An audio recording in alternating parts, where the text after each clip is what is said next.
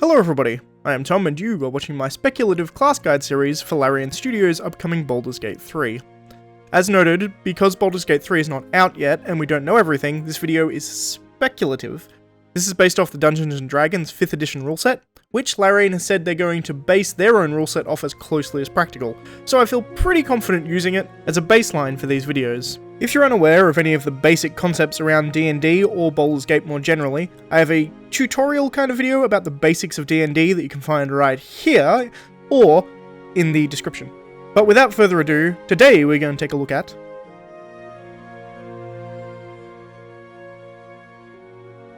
in the world of Faerun, gods aren't just metaphysical or metaphorical, they're literal, and they're manifest. They are, however, separated from the prime material plane where humans reside. Instead, they reside in the outer planes. When these gods want to interact with the beings of the material plane, i.e. us, they do so for the most part through the use of champions of their faith. The most populous form of these are clerics. They are granted divine magic by their deity, and in return, they are champions of virtue, or inequity, that is most associated with their deity. As always, we'll go through the features in order of acquisition, followed by the subclass differences. Cleric, however, has a really heavy emphasis on subclass. There is a lot of them. And as such, this video may be a bit longer because going through all the subclasses does take a while, so bear with me with that, but we'll start with the innate class features, such as their proficiencies. For starters, hit dice. 1d8 is the cleric, which is pretty much the average for most characters, is the 1d8 hit dice. This means that at level 1, you have 8 plus your constitution modifier number of hit points. And each level over first, you gain either a DA or the average, which is a 5, plus your constitution modifier per cleric level over first. As far as proficiencies, you're proficient in light and medium armor, as well as shields, and all simple weapons. You have no tool proficiencies whatsoever, and your saving throws are proficient in wisdom and charisma. You can choose 2 skills from the list of history, insight, medicine, persuasion, or religion. Clerics are a spellcasting class, so once again, as I did with the Bard, I need to go through how the spellcasting works for them. Clerics work on a prepared spell system, which works as follows. Like all spellcasting classes, clerics have a number of spell slots that are dictated by their level. It also determines how many spells they can cast per long rest. Also, like all spellcasting classes, the cleric knows cantrips that can be cast at will. These will differ somewhat from the way that they cast their actual leveled spells, however. Clerics has access to all of the spells on their cleric list. However, they may only cast the spells to which they have prepared each morning, or more accurately, what they've prepared after each long rest. The number of spells that can be prepared is determined by your cleric level plus your wisdom modifier. The example given in the player's handbook actually worked really well to illustrate that, so I'm just going to read pretty much verbatim what is written there. If you're a 3rd level cleric, you have 4 first level and 2 second level spell slots. With a wisdom modifier of 16, your list of prepared spells can include 6 spells of 1st or 2nd level in any combination. Level 3 plus your wisdom modifier of also plus 3 gives you 6 that you can prepare. If you repair the 1st level spell Cure Wounds, you can cast it using a 1st level or 2nd level slot, and casting the spell doesn't remove it from your list, so you just have it prepared for the entire day, so you could use all your spells doing Cure Wounds if you want, or you could use any other spell that you prepared. You can change your list of prepared spells when you finish a long rest. Preparing a new list of cleric spells requires time spent in prayer and meditation, at least 1 minute per spell level for each spell on your list. It is assumed that you do this over the long rest, it's not like you have to do a long rest and then prepare these spells for like an hour. It's assumed that during that long rest time you do that preparation. Once again, if there are any questions about how the prepared spell list actually works, please feel free to ask them in the comments. I'll answer them as best as I can, but as with most of the magic system in Baldur's Gate 3, and honestly D&D more generally, it makes far more sense when you're actually playing with it than it does having it explained to you. But from now, we can actually go on to the leveled abilities. So at level 1, unlike other classes that typically have you decide at level 3, you will also decide your subclass, or your divine domain. And there are quite a few to choose from. As I said earlier, there is a lot of subclasses you can go into as a cleric. And the domain you choose will add to your list of spells that you can actually prepare. We'll go over them more specifically later when I go over each of the subclasses. But they also give you a channeled divinity ability, which we gain at level 2. We'll talk about that in a second. But that also dictates like half of how your channel Divinity works as well. So there is quite a lot that goes into your subclass with the Cleric, more so than a lot of other classes. But at second level, as any Cleric, you gain Channel Divinity. What this feature does is you get one power that's granted by your subclass. Another power, though, that all Clerics get regardless, is the ability to turn undead. So, as an action, you show your holy symbol and speak a prayer, and every undead creature within 30 feet of you that can either see or hear you must make a wisdom saving throw. If the creature fails the save, it is turned, quote unquote, for 1 minute, or if it takes damage. So if it's damaged, then it's no longer turned, but otherwise it's turned for 1 full minute. When a creature is turned, it spends its turn trying to flee from you as fast as practical. It can't willingly move into a space within 30 feet of you, and it can't take any reactions. And the only action it can perform on its turn is a dash, or an action to try and escape if it's restrained. So if it's grappled, it can use its action to try and get itself ungrappled. And they cannot move, if they cannot move at all, then they're allowed to take the dodge action as well. At level 4, as with all classes, you get an ability score improvement and or a feat. Well, not and or, just or a feat. You also get this at level 8. But going into level 5, your turn undead ability becomes destroy undead for weaker undead creatures. The definition I'm using here for weaker is determined by the challenge rating of the creature. This is a value that isn't largely relevant to the average Baldur's Gate player. Indeed, the average D&D player it's not that interesting for. It's mainly a dungeon master tool, or in the case of BG3, a background game mechanics tool, to kind of balance how hard an encounter is going to be. However, to get a kind of idea of what this means, at level 5, when you first get Destroy Undead, all basic skeletons and zombies will be destroyed instantly. And when you upgrade this at level 8, you can instantly kill creatures up to specters and ghouls. So I've got the whole time I've been talking, I'll have had up the little table that tells you how powerful your Destroy Undead is at whatever level. So you can see there how high the CR rating is, and kind of the creatures you can expect to be under that CR rating. And finally, we get to level 10, you gain the Divine Intervention feature. A really powerful feature. Once per long rest, you can use your action to pray to your deity and hope that they intervene and help you in a particular endeavor. Mechanically, percentile dice are rolled. This is essentially a D100. It's actually 2 D10s, but I digress. It isn't really relevant for Baldur's Gate 3, because the game will do it all for us. But anyway, if you roll a number that is at or under your current level, then your god will intervene. I'm really interested to see how they implement this in a video game. This is a skill that is really, really dependent on DM discretion. And as such, it's a lot harder to implement in a game like in a video game, because you've got a lot of constraints put onto you. I'm just really interested to see how they manage to pull this off. But with that, we can actually go into the Divine Domains, or the subclasses. We're going to start with the Domain of Knowledge. Each domain has a list of spells added to your spell list.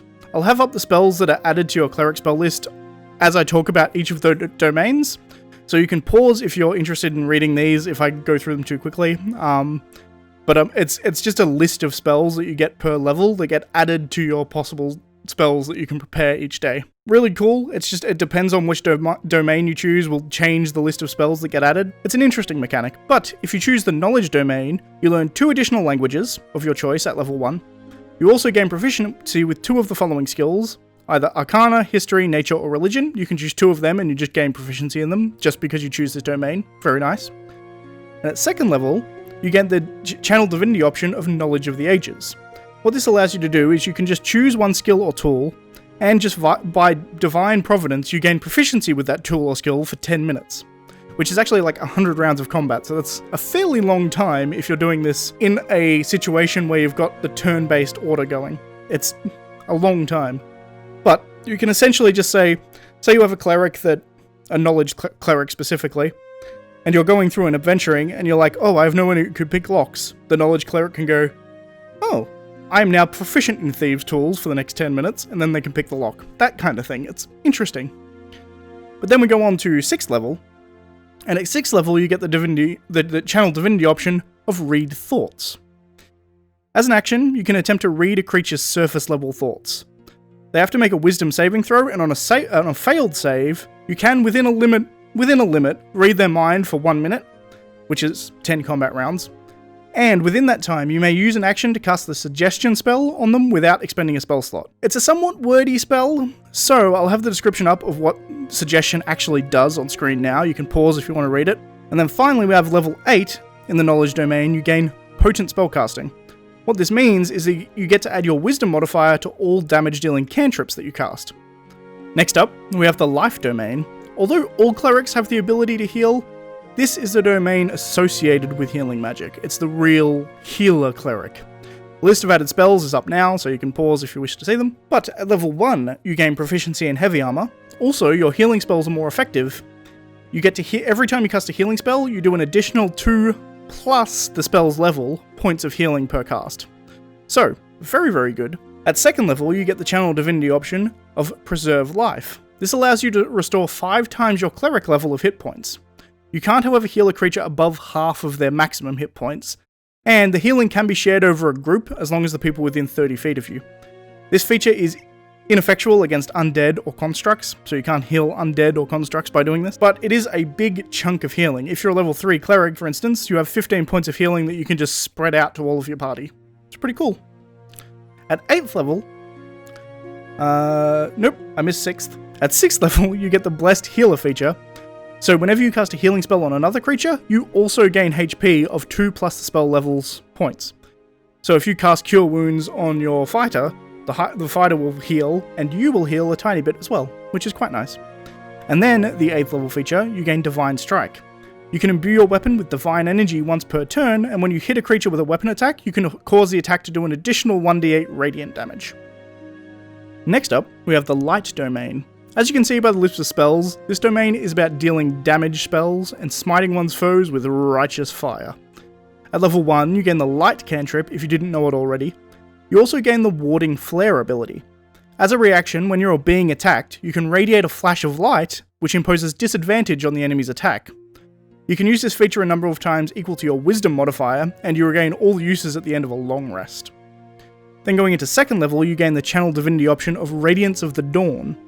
As an action, you can hold out your holy symbol and flash out a radiant light, banishing all magical darkness, technically all mundane darkness as well, because it's a big flash of light, but it will actually get rid of magical darkness permanently, within 30 feet of you, and any hostile creature within the range must make a Constitution saving throw.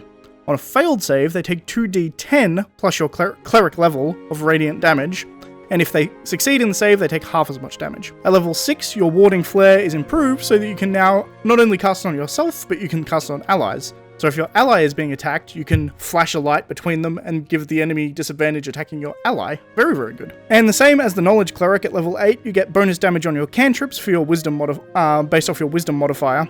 It's the same thing for Light and Knowledge Cleric, they get the same ability here. And next, we get the Nature domain.